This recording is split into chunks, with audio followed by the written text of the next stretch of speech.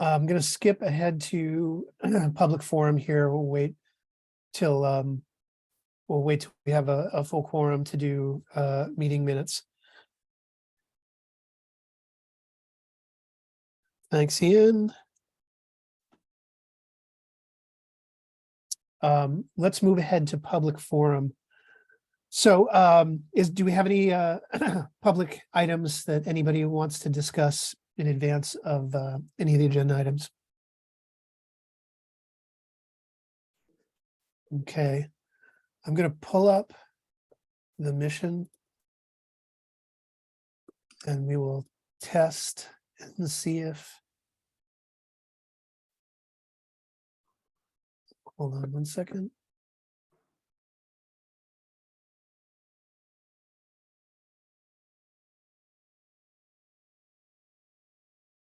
Going to pull up what I sent previously.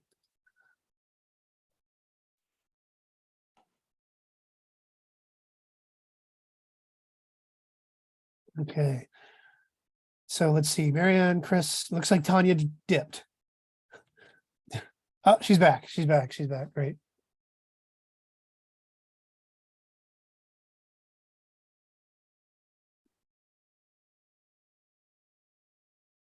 I am, let's see, I am unclear. I think with 4 people, Ian, I'm not sure, you're probably not still on. I think with 4 people, we have a quorum. We have a plurality or majority of the people on the committee here. We're only missing 1 at that point. We're only missing Kevin. So the first item of business I want to just get through here is the mission statement selection. A few meetings ago, we had gone back and forth about this, and we wanted to propose the following so that we could put it in front of the select board just to have a guiding kind of a document.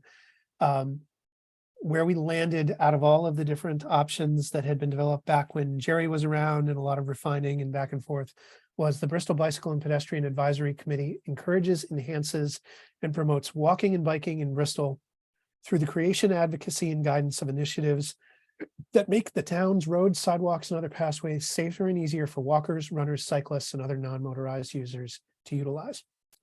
There's a lot in there. Obviously, there's a lot of words, but as anybody can tell you from the last couple meetings, and certainly some of the things that are on the agenda for the future and a lot of the initiatives that we've been getting people reaching out to us for, we're trying to do a lot at the end of the day. We're trying to provide guidance to the select board for things that we feel are worthy of either putting money towards, putting on ballots, making decisions that they are elected to do simply as a select board, any manner of other things.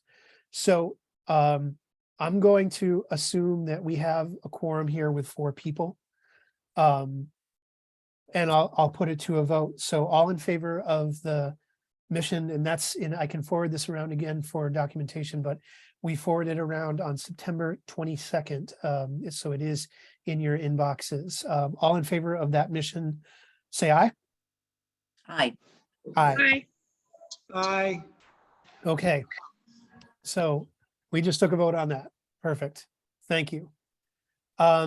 Next, I'm going to see if we're going to go through this very quickly. It's ground that we've covered multiple times before. I'm going to share my screen and hopefully this works this time around. I know the last couple of times we had been vexed by this. Please let me know if you can see Pine Street traffic calming project. Does it look good for everybody? Yes. Great. Okay. So this is just to get everybody up to speed on this. This is what we want to put in front of the select board for consideration as to what to do with phase 1 of the Pine Street initiative. As everybody knows, this is the first initiative we were handed from the ad hoc committee. This was the one that the select board had already approved and put money towards for line painting. And it's also what Ian had told us a couple months ago, had the select board asked us to come back with something that was an interim step between the line painting, because the select board felt that the line painting would need a considerable amount of public outreach to get everybody to understand what it was going to be, how it was going to be used, so that people didn't just wake up one day, drive their cars down Pine Street and not know what to do when they saw these new lines. So what we did was we created this interim proposal, this phase 1 proposal that was a partial step towards it. And basically what it is it's a plan that advances some degree of traffic calming based on observation, based on measuring the road, based on understanding that the residents of Pine Street are definitely in favor of something happening there. So here's just project context, which the select board asked us for. What we're putting forward here is some stop signs. We're going to ask for a couple stop signs at a couple of the intersections. It was noted in discussion with some members of the public who turned out for our call last week or last month, including one person who lives on Pine Street, that people think should it be one. We're asking for two. Some people were debating whether there should be only one stop sign. Some people were saying, okay, I agree with this stop sign, but maybe this other one should be at another location. We're going to stand by the observations that we've made in this plan. But this gives a little bit of context for what we ended up doing. So stop sign, I'm going to just jump into the second paragraph here. Stop signs at specific intersections provide basically some degree of traffic calming in multiple ways. They will have a combined effect together with the lowering of the district speed limit. This is obviously still up in the air to 25 miles an hour, of making Pine Street more friendly and traversable by slowing down traffic overall and making the intersections, one of it which is extremely challenging right now. We've documented this. This is the Munsell intersection, easier for users traveling in all directions. So we'll just move through and we'll show what this is. Some Pine Street notes. Runs east to west, about half mile long. There are 5 T intersections. 4 of them have stop signs on the northbound street sides. The terminus at North Street obviously has a stop sign on the eastbound street side.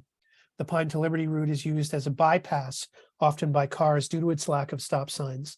The east-west, the west to south run has no stop sign at all, and it obviously, when you connect that to Liberty, which also has no stop signs for the length of it, it becomes a very, obviously a very attractive thing for people who are trying to get around the town very quickly, whether they're going to the school, whether they're going to the rec center, whether they're going and simply they just want to bypass the stoplight downtown.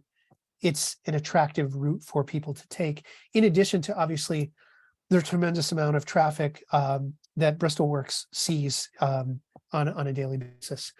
So the current Pine to Munsell intersection is interesting because the stop sign that is there is just about, it's roughly 30 feet back from Pine.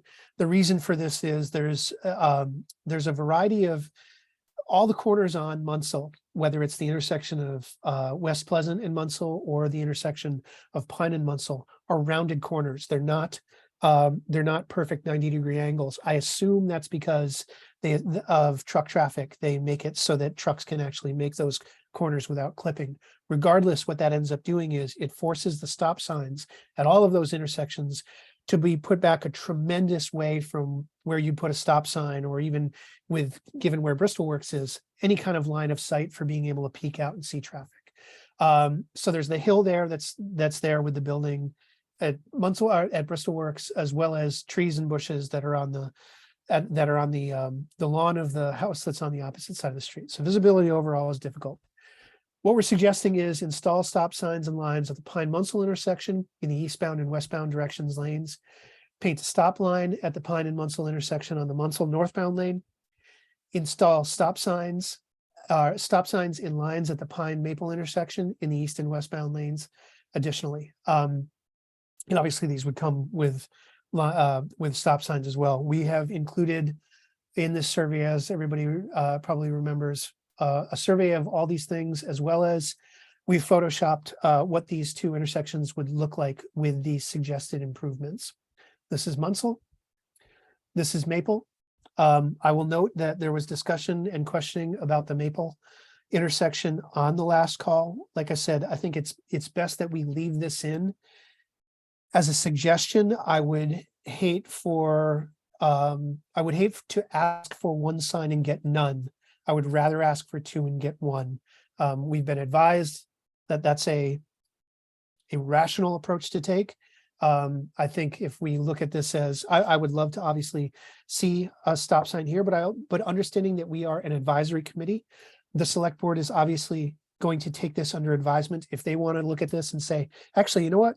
We think this set of stop signs should be pushed down a street towards north to the next intersection. That's great. So this is, keep in mind, this is something that we're going to be putting in front of them for advisory purposes. So I'm going to stop the share. I want to put this to a vote because this has been out for discussion and perusal by the group for, well, since September. That's when we put together that. It's actually been in consideration in committee for longer than that. I'd like to put this to a vote right now.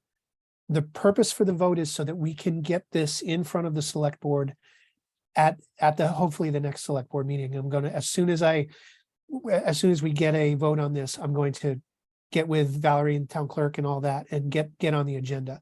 So I'll put this to a vote. All in favor of this being the plan of action as far as advice to the select board, say aye, please.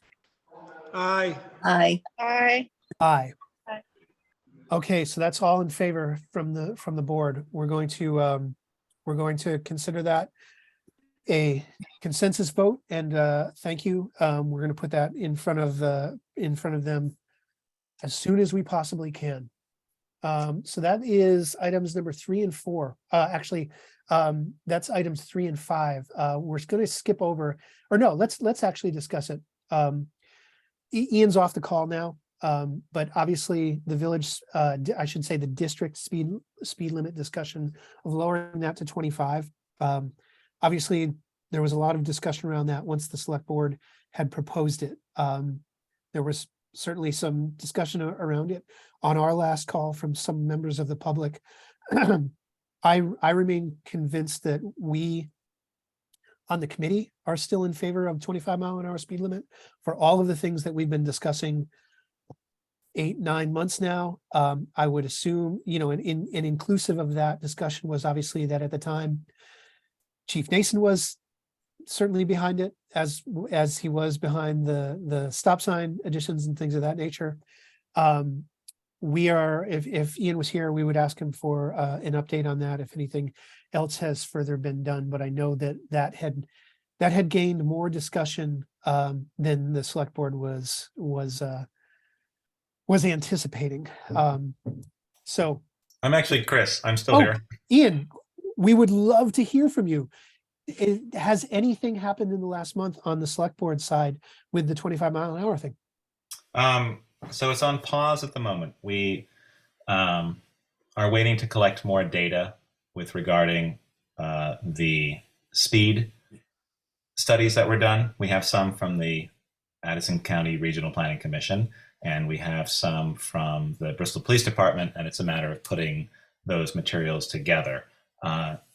So far, some of the data on some of the streets that people have concerns about have actually shown that people are obeying the speed limit. And so, which oddly enough makes a better case to change the speed limit. If cars are already going 23, you can change it to 25. It sort of works in reverse. When you see a street that cars are going faster, the state says to you, hey, your road is not not made properly. You need to make changes other than the speed limit. So we're collecting data because there were some people that were concerned that we were sort of just changing this arbitrarily. But it still has a lot of good support, both from police department and the board. But we just want to make sure that we're doing due diligence on the matter, and we have data at our fingertips to show what needs to be done. But yeah, it's interesting. Some of the streets definitely, especially Pine, which was one of the big ones that people were concerned about, the data speed information that was collected a couple of years ago by regional planning showed that even in the 85th percentile, which is what they look at, the numbers were still below the speed limit. So it's a very small amount of people that are going faster than the speed limit on that road. Other roads like Liberty, which is right off Pine, people were going much faster. And that's something where we need to look at the design of the road, perhaps put striping on the road to make it narrower, put up signage, put up speed bumps. But I know speed bumps can be a dicey subject because of plowing. But yeah, so we're still collecting data on that. Ian, when you mentioned at the last meeting, I think what was the study in 2020? Is that Yeah. what you said? When you mentioned that, I've been thinking about that in hand with the Pine Street numbers. Was there were there actual traffic numbers, like per car per day kind of Yes. numbers from that? Yeah, Cool. and the data that I sent you, and I think it's in your collected files there. And I think I emailed it to you. That shows a number of different things. It shows your average speed. It shows your 85th percentile, which is the higher numbers of speed, which is what the state goes by to set speed limits. Yep. It also showed how many cars were tracked between the dates that the setup was there. And the setup that the regional planning use is 2 lines across the street, which you often Yep. see in different areas, and sort of your car bumps over it and it can calculate the speed at which you're going between the 2 lines. That's the most accurate that regional planning says. That kind is the most accurate. Okay. And that's what they use, and they're happy to come back. Generally, they because they've done this a couple of years ago, they do other towns first before they would come back to us. But maybe in a couple of years or earlier, they could come back. We also have the speed carts through the Bristol Police Department. Yes. Those are the data for those can be a little bit off sometimes, because people can, if they're switched on and notifying you of your speed, you often slow down. And so if people see it, they will automatically slow down. So it's not getting a sort of an average speed of what someone might travel. But I think there are ways, Bruce was saying, that you can actually turn it off where it's still registering cars and calculating speed, but it's not displaying. So people might think, oh, it's not working, or it's broken, something like that. So some of that data I'm getting from the police department at the moment. Okay, that was actually why what I was going to bring up was, could those speed carts actually give us numbers as far as traffic was concerned? Thinking about the articles that I forwarded to the group last week, just trying to put a few things together about the volume of traffic on Pine Street and why that's one of the reasons. Like, understanding it's awesome to hear that people aren't going over the speed limit on Pine. That doesn't address the challenge of having cars and pedestrians on the same street, and the pedestrians are unprotected. So Right. I would love to, I'll go through what you sent us. And I'll probably get in touch with Chief Nason to see about, I'll ask him about what you just mentioned about the, what we can use those carts for as far as. That's a good idea. Sort of check with that. I know that the flashing signs coming into town in 3 areas, I think, can collect data as well. It's a matter of, I think, manually going to those machines and taking it out and getting it. So it can definitely take some time, but yeah, all of that helps. And with the Pine Street one, I think, it was probably 6,000 cars that were tracked. It's very high numbers because it's over a span of 2 weeks or maybe 3 weeks. So it does give you a lot. So like you said, you can build a case to say, look, this is a highly traveled street, and there are a lot of pedestrians on this that aren't, even though people seem to be obeying the speed limit, at least in the short amount of time that we've collected this data, it still shows that there are a lot of cars on this street, and we need ways to protect both, the motorists as well as pedestrians. So that's good to know. That at least takes one of the variables, addresses one of the variables. One of the people who, for those who were on the call last week or last month, one of the people who was on the call from the public certainly was asking for data, and they weren't, it sounded like they were from outside of the village district and weren't really aware of the high amount of foot pedestrian and bicycle traffic on Pine Street. One of the things we should probably do is do something like sit on this. One of us, I'll just volunteer, or somebody will volunteer to sit on a corner and count pedestrians or do something to get some data on how many pedestrians are on that street in both directions every day. So, yeah, and the more data you can collect, both for traffic, which is an easier thing to do because you can set up those markers, and for pedestrian, I think is great. I mean, that gives you the materials that you need to propose change to those streets and improvements. So Ian, just because it relates to the next issue, the infrastructure grant, when you put forward the assisted crossing lane or pedestrian Yep. walkway, crosswalk. Yep. Did you, what case did you have to make? Did you have to put any data forward or anything like that? Because understanding that we're past the infrastructure grant now, Right. had a couple experiences in the last couple weeks that I think totally underscore why we should be looking into these both for North and Liberty. So did you have to put anything forward as far as data was concerned for that?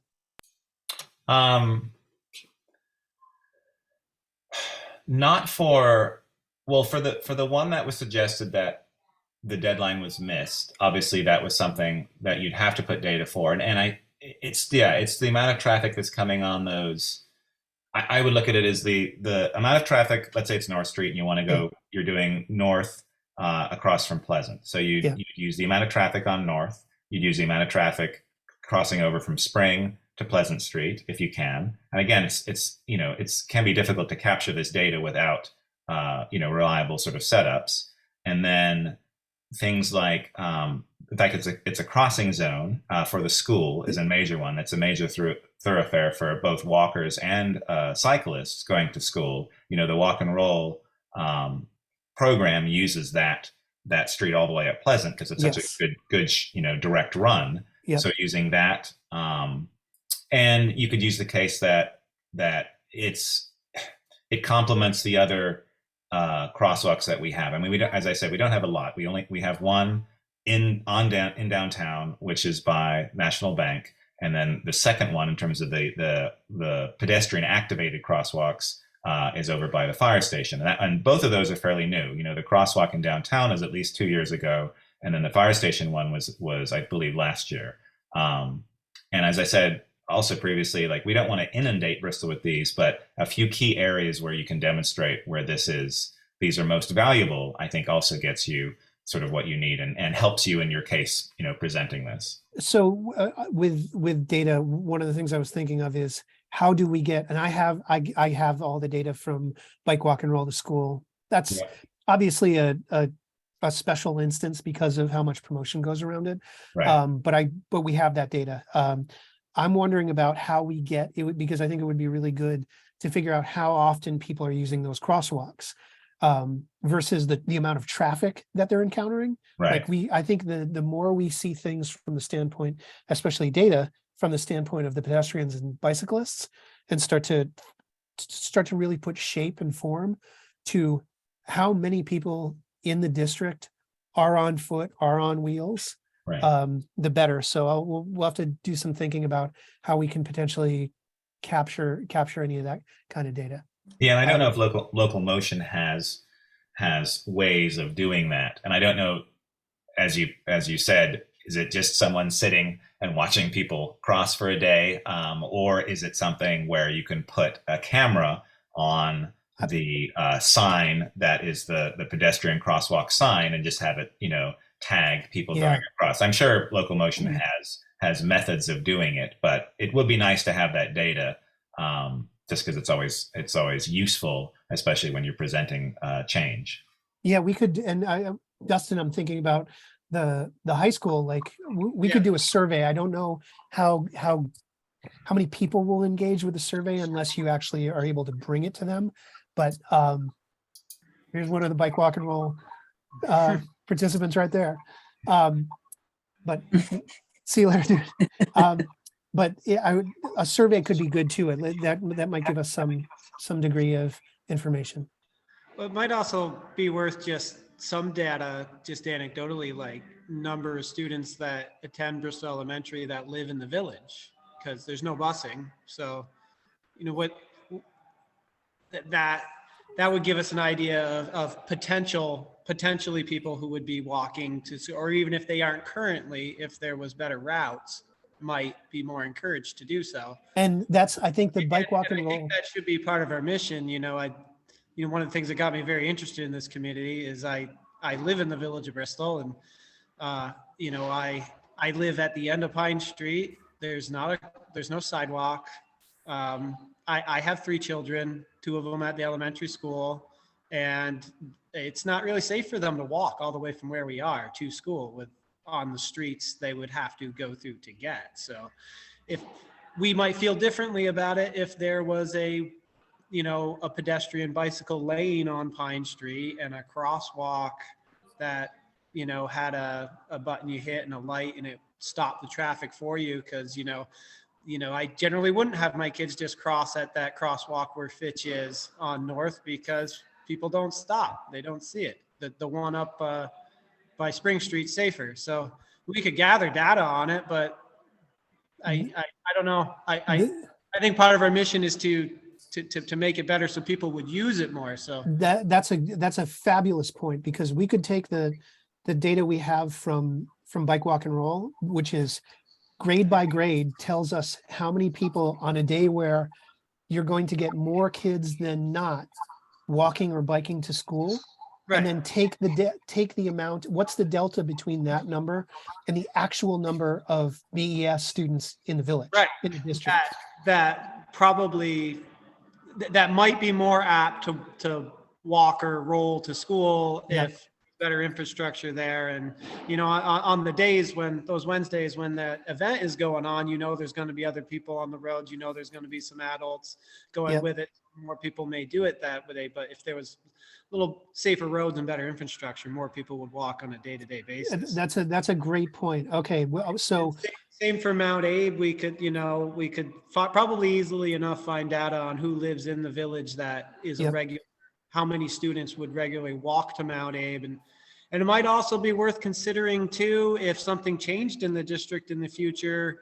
You know, the merger didn't pass, but if that ever comes up again, if something changed with how schools were structured and how many more people might be made to be walkers to a, you know, a location to catch a bus to Virgins if they suddenly had to go to Virgins for middle school living in the village, you know what I mean? these are great points. Those are things worth considering. Okay, One other thing I thought for just gathering data on use, obviously it doesn't capture everything, but I run a lot, and a lot of people use an app called Strava where they track their walks and runs, and you can see heat maps of the streets and see what's most traveled. So I never even thought of that. I use Strava. Look at the heat maps on this app, and it's only giving you a glimpse of the users who are actually recording their walks and runs for fitness on it, but it's a lot of people that use it, and it gives you a sense of like, where are people using the streets most for fitness walking and running. So the Strava idea is interesting for two reasons. I never even thought of that. I use Strava. So it'd be great just simply because the visual of a heat map is something that's got a curb appeal to it. It would also be great for us to gather that for the broader area outside of the village for bicycling, especially for the routes out to Plank Road, the discussion we've been having about a potential stop sign there. All of that stuff as we start to get more kind of pulled into to some of the other initiatives that are happening in the other towns and how we're connecting all these bike routes. I'll look into that. That's something that we could, again, it just kind of the curb appeal and the instant understanding of seeing these heat maps from, it's like people are riding these roads, people are riding out in the woods, people are riding lower notch, people are riding, it's a hard scrabble, you know. And we want Bristol to be a community that is walkable and attractive for how walkable and good it is for a place to go for a walk or go for a run or a bike ride. So, you know, if we look at the heat maps, you can kind of see where are the areas people are specifically trying to do that now, and how could we make it safer and more encouraging. So Dustin, on the district kind of population, do you have any ideas on how to approach that from the Mount Abe side? Because I've got a couple people I can reach out to on the BES side to potentially get that data. Yeah, I mean, I'm sure you could probably just look in the district reports and you can see the enrollment for students that live in Bristol. Yeah. I guess I don't know how to find out who specifically in the village, the ones who don't have busing. I guess I think I could ask my admin and see if there's a way to figure that out. Yeah, because we would, you know, Maybe have to reach out to somebody at Betcha Transit. They could probably give us that answer. it's a soft ask, right? We're asking for anonymized data. We don't want names. We just literally want, No, we're just you know, looking, something as simple as who lives here or whatever. So, well, if we could basically know what the BES enrollment is and the Bristol student at Mount Abe enrollment is minus the ridership from those towns. there, yeah, yep, You've got yep. the number. yeah, pretty much, right? Yeah. Yeah. Okay, well, that's something that we'll definitely look into for the next meeting. So that dovetails into the infrastructure grant. I kept this on the agenda item, or as an agenda item, simply because there was, you know, there was a lot of talk about what we were going to do there, or if we were going to do anything, the process, whether we had time to do it. Obviously, the time ran out. Melanie who is our area representative for local motion, had communicated with Ian and I. She was under the understanding, and I believe this is incorrect, that because I mentioned to her, she's like, "Well, you got to do something. Is the BPAC going to throw something out there?" And I said, "Well, first you have to get a grant approval, and the town, the select board has to approve any grant application. We can't go and apply for a grant for the town without going in front of the select board and them approving it." And she was under the impression, and I think she was under the impression that simply because the select board had approved the existence of the advisory committee, that anything that the advisory committee was coming up with was kosher, was able to go in front of things like that. And so anyway, I would like to, for next time, so that we can have some of this stuff a little more turnkey, everyone think about, and I'll send a note about this out. Everyone think about things that we would potentially want grants for, and we'll get them in shape. We know there's probably 2 places where we want those crosswalks with the lights on them. We've talked at length about the north end of Mountain Street and what we can do there. That's obviously something that we can look into. I think if something big comes along, some like real, you know, something that's at the federal level, the opportunity comes up, we should probably get something together, or help the town get something together for finishing off the or we should have at least start the conversation about finishing off the sidewalk on Liberty. Obviously, that's going to be something that's a much longer discussion, because it involves the actual residents of Liberty Street. I don't speak for them, but it's something that we might want to talk to the town about, since they've had the Munsell plan out there, and I don't know what the status is of that. They've put the Airport Drive thing out there for discussion. We should maybe, as a group, if everybody's cool with it, we should suggest to them that they maybe start asking around about that Liberty sidewalk thing, because that, we've talked about it before. It's kind of glaring in the fact that here's this sidewalk that would at least box off. It would finish off one end of the big loop, right? It would make safe. It would give safe access, Dustin, to your point. Right. And it would give protected access to pedestrians up to basically what is the highway, the Pleasant Street highway up to BES. So that might be something worth putting into the mix. What happened with the striping of bicycle pedestrian lanes on Pine and Liberty? Did that get stopped, or is that happening? So that's why we're putting out this interim Pine Street plan, because what ended up happening was, at a select board meeting in late summer, there was discussion. Ian said, "Hey, this is about to happen. They're going to put in front of us the plan for this. We've already approved." I believe they approved an actual budget for the line painting. There was a group that was contracted to do it. There was discussion amongst the select board that regardless of the form that the line painting came in, it would be disruptive, that people wouldn't, because it's so non-traditional, because the road is effectively narrow enough to not be considered a 2-lane road. Right. That It's a 1-lane suddenly, road with 2-way traffic. Exactly. That's that's effectively the semantic definition of it, right? Yeah. We were proposing, I think, to 3 or 4. I'd have to go back and look at our notes, but most towns, when they do this, they do 5-foot lanes. 5 feet on each side means you're reducing something down to what is effectively, in some spots on that road, 10 to 11 feet for the car travel. Yeah, I envision it just being on one side of Pine. So just on that the side of Pine, most that likely. that could be where we end up. But the select board, the reason why, what they basically said was, hey, let's put this on hold temporarily so that we can discuss what we have to do on the front end of it. How much outreach do we have to do so that the town totally understands what this thing is, how it's going to function, so that they're not surprised by it, like in whatever form it takes. So Yeah. it's a valid concern. And so that's why the Pine Street plan, that's why the Pine Street plan exists in its form, and B, why nothing's been done on the striping. Yeah, okay. Well, thanks for the update there. I missed Yeah. a couple of things, so. Yep. So if nobody else has anything, does anybody else have anything to add to infrastructure grant, or for that matter, any of the previous agenda items? So the infrastructure grants would be to pay for things like the crosswalk, lights, and would it be for like the stop signs that would go in on Pine? No, Or is it something that our highway department would? no, that stop signs were good. Line painting, especially stop lines, were good.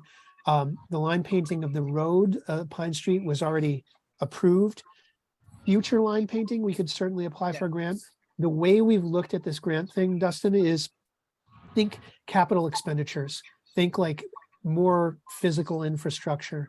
And that's why I think like we should maybe be thinking big with some of these things. We should be thinking small too, so that we have smaller ideas at the ready that could improve things.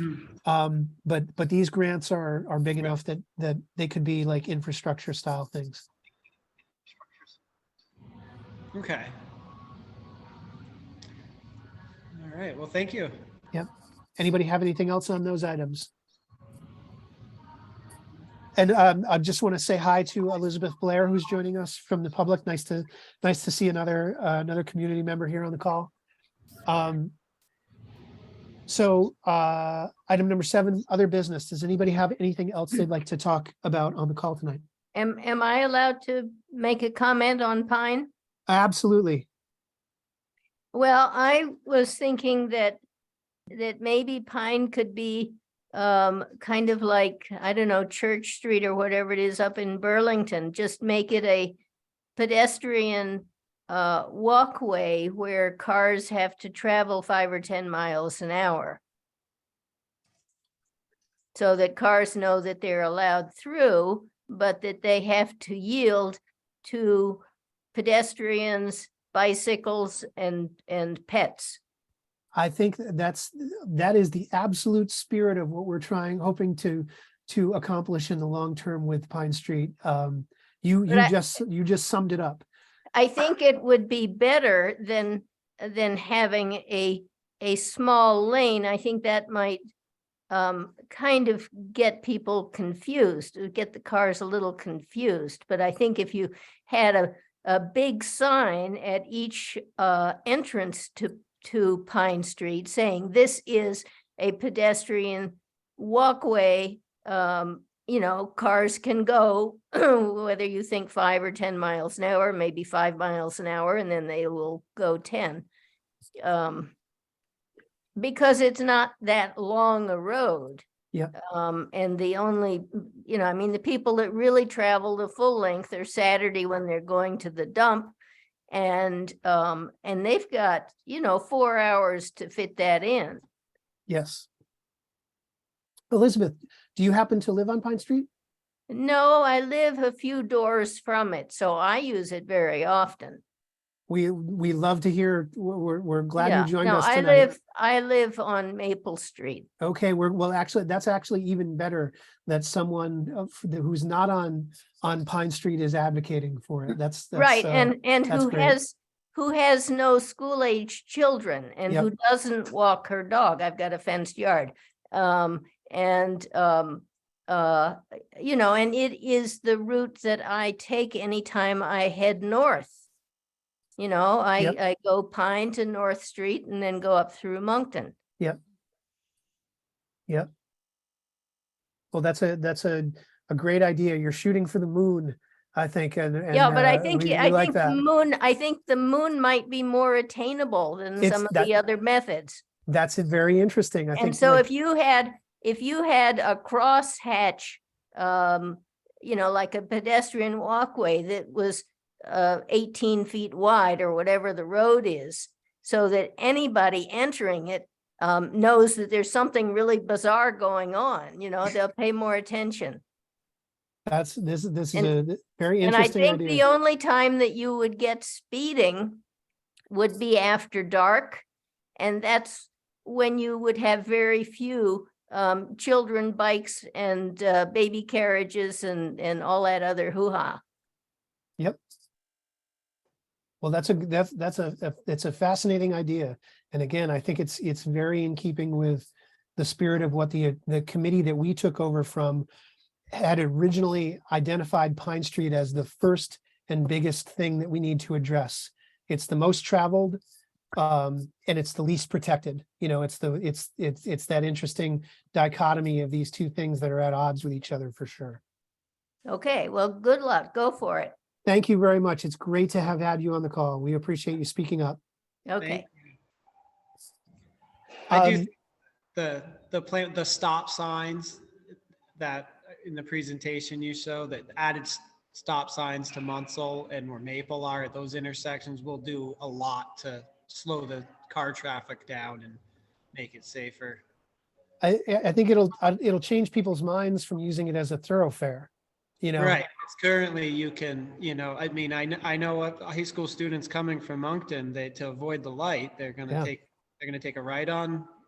I grew up in Moncton, so this is what I did. You take a right on Pine and then you go down Pine, take a left on Liberty, and you don't hit a single stop sign to slow you down. Yep. And but it's not a safe road to be going fast on. 30 miles an hour is too fast. It shouldn't be. And I think we're actually on the Pine Street side, the numbers are actually proving that, you know, what Ian told us last time You was, can't safely go 30 miles an hour on the road. and You're that's not- what that's what he said was that there's a psychology behind it. Like when you see people drive the speed they think they're safe at. And Pine Street was seeing, I think the average was like 23 miles an hour, which would absolutely speak to what you just said. It's like, it's not a fast street. So, you know, there's a good case for the town, certainly for the 25-mile-an-hour speed limit.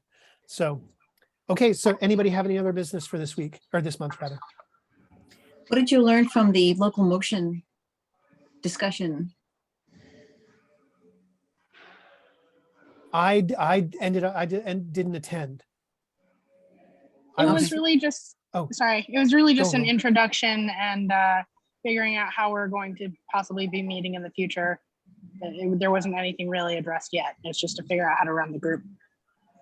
They put out a survey. I don't know how many people got the survey afterwards that I filled in, and I Tanya got had some of that. Yeah. And as I noted, there have been a couple other people who have reached out. I think they had a change, not a change, but I think there's been some new people that have come into local motion. So we're seeing more beyond just Jonathan. We're seeing more outreach from them. So we'll look forward. Hopefully we'll be able to get one of them on next month's meeting.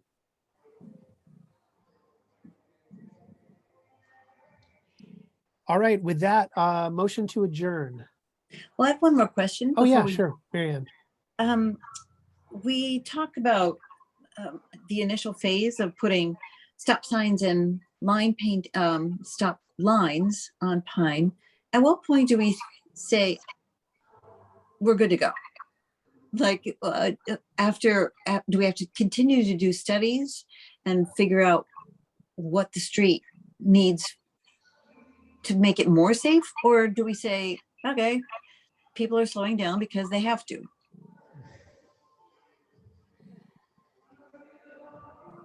I'm trying to think about an answer.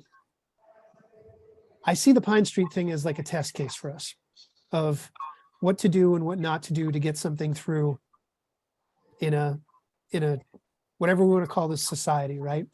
And we're learning that even initiatives like Pine Street, which were actually budgeted for, ended up getting the brakes put on it. As we also watched the 25-mile-an-hour speed limit, we thought that was going to be simply a wave of the wand of the select board, and it didn't end up happening. Mhm. The study thing is interesting. That's kind of why I sent around those links that I did last week about how numbers overall in the United States for pedestrian deaths, for road safety and all of those things are going demonstrably in the wrong direction. Mhm. So I want to arm us as well as the select board with clear data that underpins why these initiatives, in addition to like Bristol, Dustin said it, that people understand that Bristol is a bike and walk safe community. And it's culturally beyond, that's something that stretches to the absolute borders of the town and reaches out into other towns. I think we want to just start arming ourselves with as much data, as much empirical evidence, so that we're making these processes shorter and more definitive than they currently are. And I think the next things that we look to beyond Pine Street are going to be the mountain down to Deveno there, because we've heard from people time and again, as well as anybody who's ever walked down through the S curves there, that's not a safe place for people who are not in cars. And Ian gave us some great ideas on how to gather some more data about traffic tonight. I think we have to brainstorm some other things, but I think that's what's going to help us shorten these processes and make decisions more clear and understood to the community in advance, so that we're doing some amount of proactive outreach or whatever, so that people understand, hey, it was great to have a community member on last month. They were advocating for cars. Okay, that's the best way that I can kind of summarize the angle that person was coming from. Was they were calling the Bicycle and Pedestrian Advisory Committee and making the case for keeping things status quo for automobiles for the most part. We have to get to a place where people understand that BPAC is not here to advocate for easier transit by cars. It's for cars and pedestrians and bicycles to coexist safely. And that there's that we're in a deficit position with that, because there's parts in the village as well as the town at large that simply aren't there yet. They're not on par with where they need to be as far as bicycles, or as far as cars and non-motorized vehicles safely coexisting together. I wish these things had gone quicker than they did. Right. Well, so what I'm getting at is we have other initiatives that we want to head toward, but Pine Street is our focus currently. But how long do we stay on Pine Street before we move on to other streets? Well, it's going to be 2 stages. We're going to, as soon as we hand off the interim proposal, the stop sign proposal, then it's in. That one's pretty cut and dry. We basically put that one in the shape that we needed to put the line painting one in. When Ian said, hey, go back before you present the line painting thing, do something with the stop signs. Once we hand that off to them, the ball is in the select board's court and they can figure out what they're going to do with it. We can get back to whether we're going to focus on the line painting thing and get that in shape. That shouldn't take too long. But that said, there's a lot of other things obviously attached to that. From there, though, Marianne, to your point, we can focus energy wherever we think it's necessary after we hand that off to the select board. Okay, fine. Yeah. I guess that's where I was heading. We're not going to be in limbo. We hand that off. I think I'm glad you brought this up. And having the mission statement out there is going to help with this too, to a certain degree. But I've been thinking a lot about our name, right? Bicycle and Pedestrian Advisory Committee. Our role is to suggest things to the select board. And we can just continue to do that at whatever pace we feel is necessary when it comes to packaging up things and saying, we think you should put this to a vote. We think you should put money towards this. We think you should do this. Hey, we noticed this thing.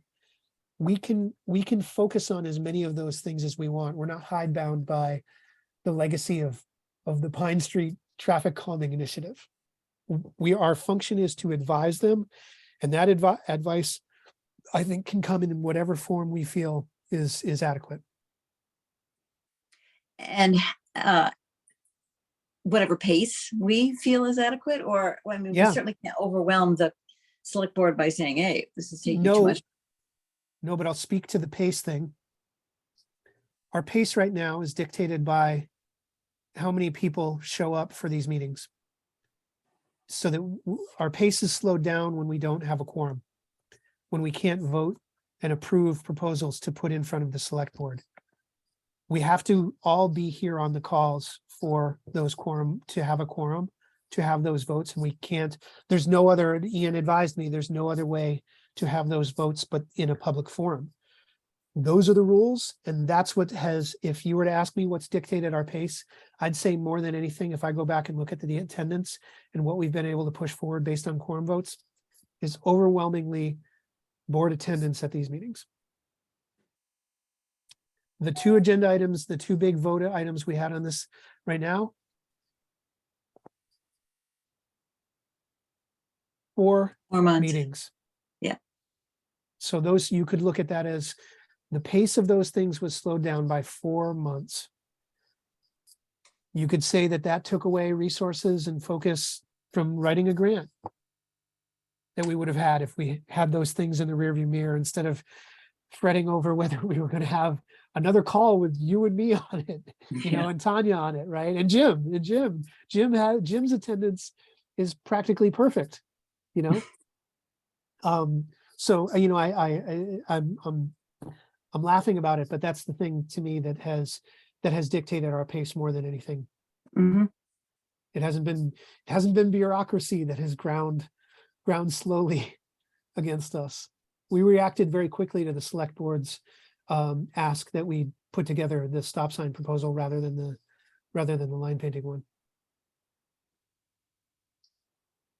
And our digital share keeps the record of that, of all of those milestones that we hit but weren't able to move forward. So I will continue on my end to send notes to everybody and to implore people to show up. And I hope to, before the next meeting, have at least 1, possibly 2 new board members in the mix to fill the vacancies we've had for months.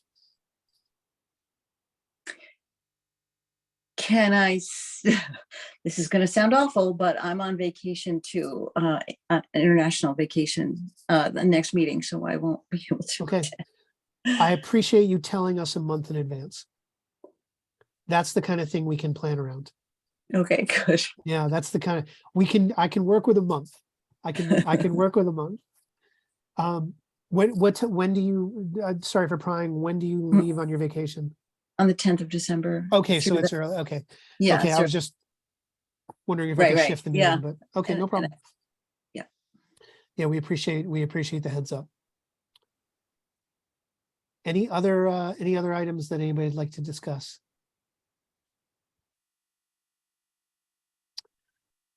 All in favor of adjourning this meeting, and I can't thank you all enough for joining as usual. I'm glad we had what appears to be a quorum for the votes. Tanya, thanks for sticking around. I know you had a question mark on your availability. And Ian, thanks for, I know you're not there, but thanks for getting the Zoom meeting pushed up 2 days. And Jim, of course, thanks for showing up as well. Motion to adjourn? I get a nod from Marianne. Tanya, you good? Can we adjourn? Seconded. Awesome. Thank you so much, everybody. Happy Thanksgiving. Have a great week. And yeah, see you on the other side. Thank you. Bye. Good night. Good night.